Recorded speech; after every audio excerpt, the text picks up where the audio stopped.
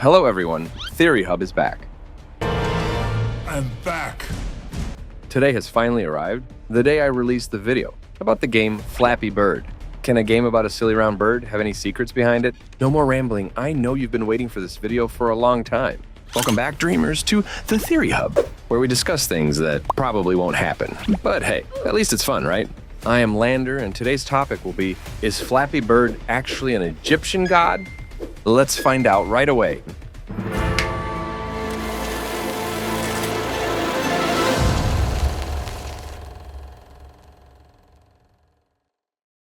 Flappy Bird is a mobile game developed by Nguyen Hadong and published by Dot Gears, a small, independent game development studio based in Vietnam, in 2013.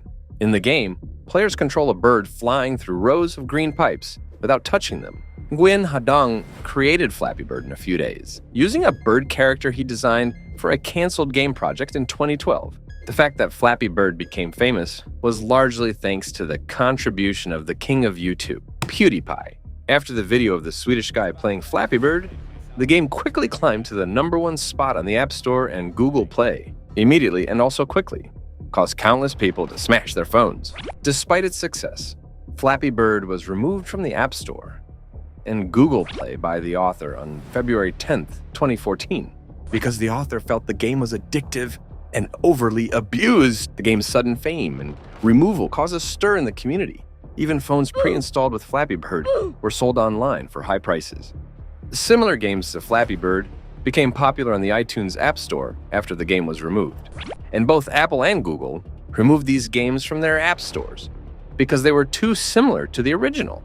So a game that is simply about a yellow bird flying around with nothing special and just needs to lightly touch a pipe to fall. What is worth playing? You think that, and I think that too. That's why people haven't seen me make a video about this game before. But I don't intend to give up, so I still decided to research. And that's why this Flappy Bird video was made for you. At first glance at the physical structure, this bird has yellow feathers, big round white eyes, and a thick, attractive beak. As far as I know, in Africa there's a bird with a similar appearance, which is the Zostrops poliogaster. There is also a detail in the game Flappy Bird that I bet many of you are familiar with, which is the green pipes in the game. They look like a game about an Italian plumber, Mario. So, I guess that the setting in Flappy Bird is actually in the same world as the Mario series. So why would a yellow bird from Africa appear in Mario's world? And why does this yellow bird have to keep flying through the pipes without stopping? Why are there so many pipes?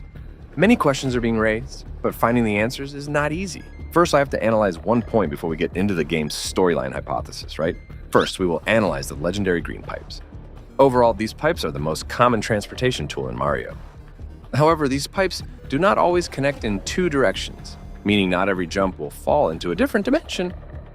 But usually, it will take the jumper to the other end of the pipe.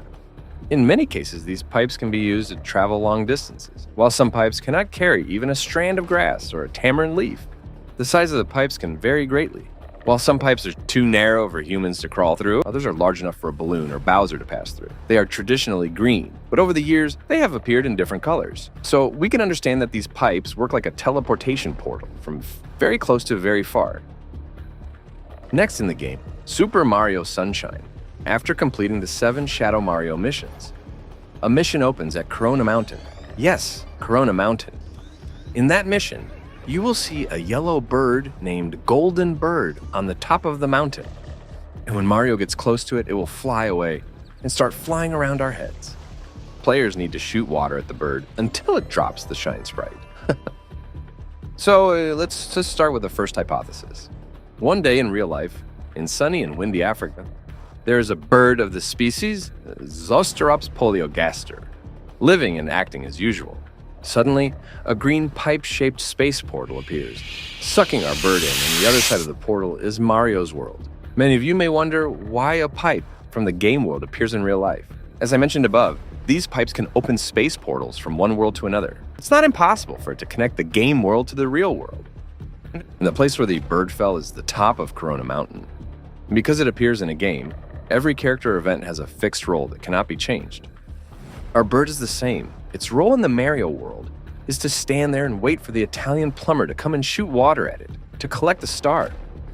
Day after day, month, after being shot with water by Mario countless times, our bird went crazy and decided to find a way back to the real world.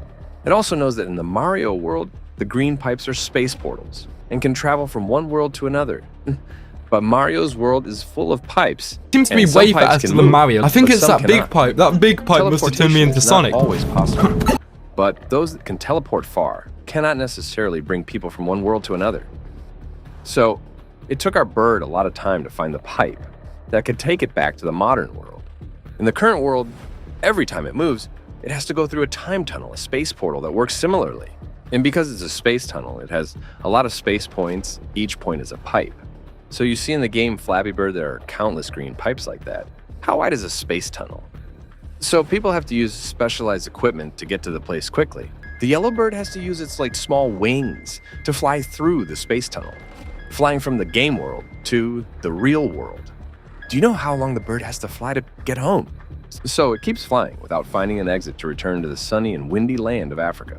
More unfortunately, if every time it touches a space point in the space tunnel, the yellow bird will be unlucky and have to hide in another dimension and have to go back to the space tunnel to find its way home from the beginning. Poor bird. So the first hypothesis ends, we will come to the second hypothesis. This one seems a bit more confusing. First, we will analyze the biological structure of the bird. We humans see three colors: blue, green, and red. Birds too, but they can see ultraviolet light. So colors from a bird's perspective will be different from a human's perspective. Here are the colors from a human's perspective, and here are from a bird's perspective. You can see the difference, right? The yellow color from a human's perspective becomes green. So I think the green pipes in Flappy Bird are actually yellow. This means that these pipes are not really from Mario's world. Although yellow pipes also appear in Mario, but not as numerous and dense as in Flappy Bird. So what is the setting of Flappy Bird in the second hypothesis? And maybe these pipes are not pipes as we think. If we replace them with yellow, I think they look quite similar to the pillars of temples worshiping gods in Egypt. Speaking of gods and a yellow bird, I suddenly remember Horus. Horus is the name of the most important ancient god in Egyptian mythology. He was worshipped, at least from the late prehistoric Egypt to the Greco-Roman Egypt period. Horus is the god who controlled himself in the form of a falcon, the son of Osiris and Isis. So he sees everything with the pure eyes of a falcon. Horus represents life, health, and rebirth. His right eye is white, representing the sun, and his left eye is black, representing the moon. Therefore, the Egyptians linked Horus's right eye with the sun god Ra, and the left eye with the moon god Thoth, because his eyes are so important in Egyptian culture. The eye of Horus is a very sacred and important symbol. Amulets are often made in the shape of the eyes of this sky god. This Horus symbol will protect the soul in the afterlife and punish evil people. Ancient Egyptian and Middle Eastern sailors often painted eye symbols on the nose of their ships to ensure safe journeys. I will say that the bird in Flappy Bird is a god Horus, or some god of most importance in mythology, because I cannot say that this god is a crazy bird in Flappy Bird. Flappy Bird, I will see it as a descendant, a disciple, and a fan of this powerful god. The god gave a challenge to the bird, and if it passed, he would choose it as his successor. This means the bird has to practice non-stop, not giving up at an endless temple. It has to fly without hitting any pillars in the temple. As the successor of the sun god, if it cannot fly, it cannot become the successor. Just by persistently flying endlessly, it will pass the real challenge. The reason I think this bird is a disciple of Horus is because the eye symbol of Horus is very impressive and distinctive. The yellow feather of the bird is also similar to that of Horus's bird. Poor bird. Flying endlessly still cannot level up to become a real successor. And that is our whole hypothesis about Flappy Bird being an Egyptian god. Thank you very much for patiently watching the entire video. If you like our theories, leave a number 1. If you are not satisfied with anything, do not hesitate to share with us, and don't forget to suggest to Theory Hub the topics you want to see so we can serve you better. This is Lander from the Theory Hub, wishing you all a great day.